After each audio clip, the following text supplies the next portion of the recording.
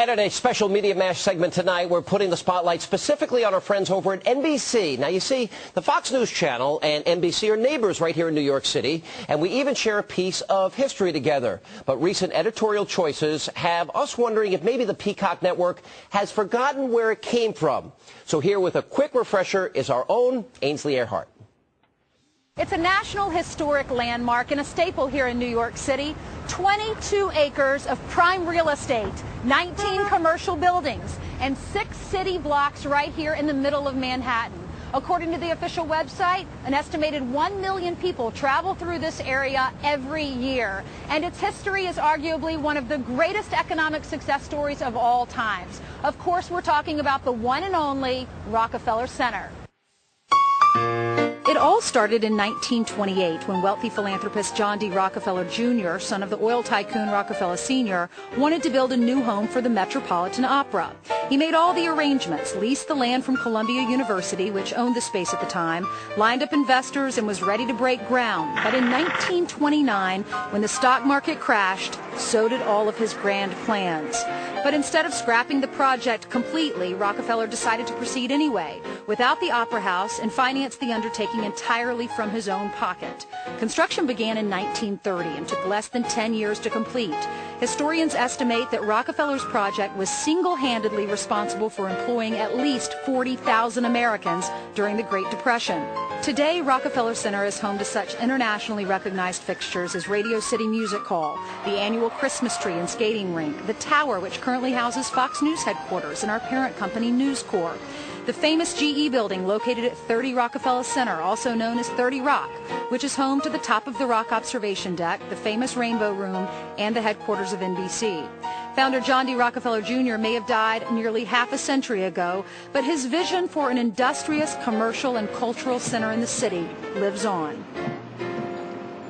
Rockefeller Center is an incredible true story about a man who overcame defeat during the Great Depression. It is a timeless tale of American triumph over tragedy. Rockefeller attributes his success to his beliefs, from which his life was based. First expressed by the businessman on a radio program in 1941, the views which he held so dear have since been immortalized on a plaque that was erected in 1962 in Rockefeller's honor. Today, the plaque proudly hangs in the middle of the plaza, right on the doorstep of our Rock Center neighbors at NBC. Reciting Rockefeller's moving mission statement called I Believe is Fox News radio host and former NBC personality, John Gibson. I believe in the supreme worth of the individual and in his right to life, liberty, and the pursuit of happiness. I believe that every right implies a responsibility, every opportunity an obligation, every possession a duty. I believe that the law was made for man and not man for the law, that government is a servant of the people and not their master. I believe in the dignity of labor, whether with head or hand, that the world owes no man a living, but it owes every man an opportunity to make a living. I believe that thrift is essential to well-ordered living and that economy is a prime requisite of a sound financial structure, whether in government, business, or personal affairs. I believe that truth and justice are fundamental to an enduring social order. I believe in the sacredness of a promise, that a man's word should be as good as his bond, that character, not wealth or power or position, is of supreme worth. I believe that rendering of useful service is the common duty of mankind, and that only in the purifying fire of sacrifice is the dross of selfishness consumed, and the greatness of the human soul set free. I believe in an all-wise and all-loving God, named by whatever name, and that the individual's highest fulfillment, greatest happiness, and widest usefulness are to be found in living in harmony with his will.